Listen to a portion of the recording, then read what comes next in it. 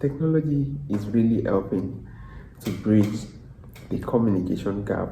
We have been able to get the interest of a lot of people to learn sign language through social media.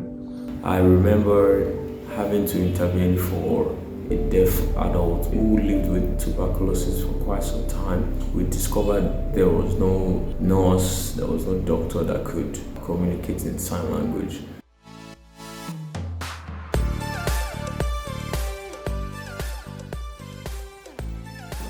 My name is Ola Olua Bayonle, Signers Bayonle. I'm a sign language interpreter and an advocate for inclusion. What I can say about the deaf community is that it is a community of people, the deaf people and the hard of hearing people who have accepted their deafness, their inability to hear, and are proud of this identity. And the members of this community are the deaf people, the hard of hearing, the sign language users, and the friends of the deaf.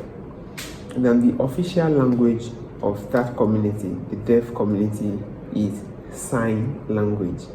My name is Oluwaseun Dosumu, and I am a mental health advocate and disability inclusion evangelist. Deaf persons majorly are very accommodating, always willing to learn, willing to participate at events and conferences, and they are always very receptive to new programs, new ideas that would foster their inclusion. But unfortunately, many people do not consider inclusion and do not want to make available interpreters, hence the major reason why there's a gap and there's marginalization as we have it. Hello, my name is Douglas Izushuku. I'm President, National Association of Deaf Students. The biggest challenge I believe deaf people faced is poor access to information in the right way. One of the biggest challenges faced by deaf people is communication barrier. Why? Because they live as minorities in the hearing community. And if you look at it, not too many people in the hearing community understand the culture of the deaf community. Not many people in the hearing community understand the language of the deaf community, the language of the deaf people. So that is why we have the barrier between the hearing community and the deaf community.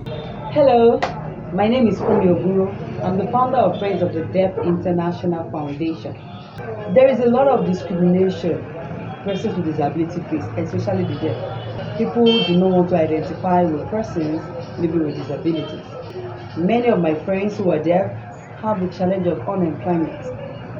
Many are not being employed to the work they fit for, just because the employer of labor is afraid of communicating with them or feels customers might not be able to relate with the deaf. I remember having to intervene for a deaf adult who lived with tuberculosis for quite some time, and in one of our inclusive health education program, we identified him and offered help. So in taking him to one of the hospitals focused on tuberculosis treatment, we discovered there was no nurse, there was no doctor that could communicate in sign language.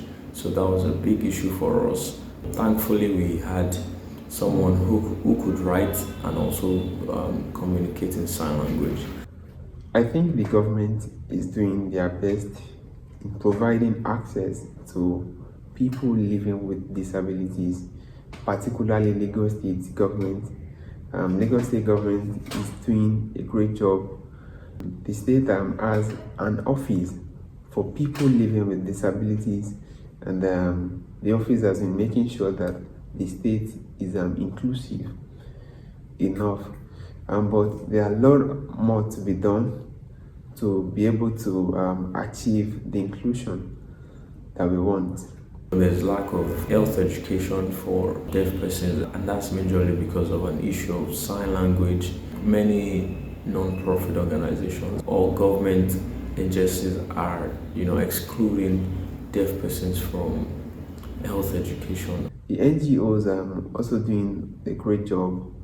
We have Friends of the Deaf Foundation, we have Coda Enterprise, we have Empower PWD, Africa. They're all doing great jobs to support the deaf people and people living with disabilities in general. Last year during COVID-19, FDF Academy moved online. Using technology, we were able to teach deaf children, despite the fact that the schools were in lockdown. We teach deaf children online free of charge using WhatsApp group and on Facebook. And after a while, we were able to get the support of Gravity, a website app, through which we were teaching deaf children and they could have better learning opportunities.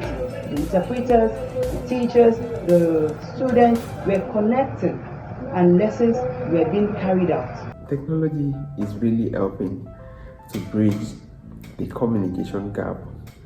If you look at the social media now, there are a lot of awareness, there are a lot of advocacies, there are a lot of publicity about sign language, about the deaf people, and about their community. Over the few years, we have been able to get the interest of a lot of people to learn sign language through technology, through social media. Looking at it again now, we have different technological software applications that help the deaf people to communicate easily. We have language translators and the like. Technology is now doing well, trying. On YouTube, we have automatic caption there. Time to control the caption and time to control how the speaker speaks. I want technology to do more. For example, on WhatsApp, when someone sends voice notes, there should be a place on WhatsApp one can click to turn on automatic caption for deaf people to read and benefit, same way as it is on YouTube. I wish WhatsApp too has the feature, and the feature applies to other applications like Zoom. A bulk of deaf persons in Nigeria are within the poverty level. Many of them don't have jobs, many of them don't have good places to live, many of them don't use smartphones. So this is a major issue because even computer education they do not have. Technology will do more in helping us to reach out to more people to learn sign language, and we believe with time technology can be developed to help alleviate the challenges of the deaf. Not just for the hearing aid, we have a lot of speech to text and all, but we believe with technology life can be better for persons with disabilities. Thank you.